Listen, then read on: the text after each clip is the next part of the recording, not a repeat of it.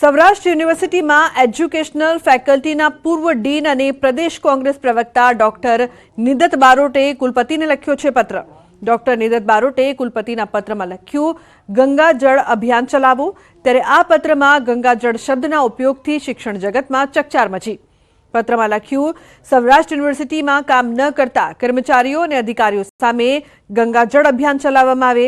છેલ્લા 50 વર્ષથી વધુ ઉંમરના અને વિદ્યાર્થીઓના હિતમાં સંશોધન કે કોઈપણ કામગીરી ન કરનાર અધ્યાપકો કે કર્મચારીઓને છૂટા કરવામાં આવે તેવી પત્રમાં માંગ કરાઈ છે।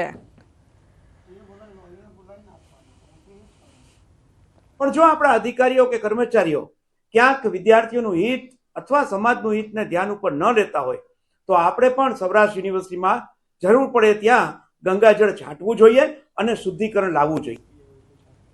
તો મોરબીમાં સગીર વિદ્યાર્થીની માટે તેનો શિક્ષક જ બન્યો રાક્ષસ। મોરબીના સામાકાંઠામાં શિક્ષકે ઓરિએન્ટલ ક્લાસીસમાં અને શાળામાં વિદ્યાર્થીની સાથે જાતીય સતામણી કરી। લંપટ શિક્ષક રવિન્દ્ર ત્રિવેદીએ ધોરણ 12ની વિદ્યાર્થીનીને નાપાસ કરવાનો ડર બતાવી શારીરિક અડપલા કરી જાતીય સતામણી કરી। આરોપી શિક્ષક સામે પોલીસે પોક્સો હેઠળ ગુનો નોંધી તેની ધરપકડ કરીને કાર્યવાહી કરી છે। તો મોરબી પોલીસ દ્વારા આરોપી રવિન્દ્ર ત્રિવેદીની ધરપકડ કરીને કોર્ટમાં રજૂ કરાયો હતો, જ્યાં નામદાર કોર્ટ દ્વારા તેને જેલ હવાલે કરવાનો આદેશ કરવામાં આવ્યો।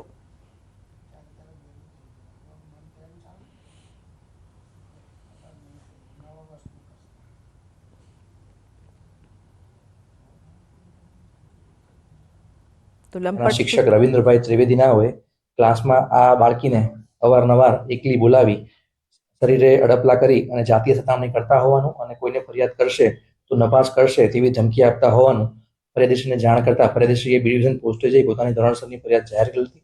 જે કામે આ કામના આરોપીને તાત્કાલિક અટક કરી તેમના વિરુદ્ધ ધોરણસરની કાર્યવાહી કરવામાં આવેલ છે। એક તરફ રાજ્યમાં ખેડૂતોને પૂરતું યુરિયા ખાતર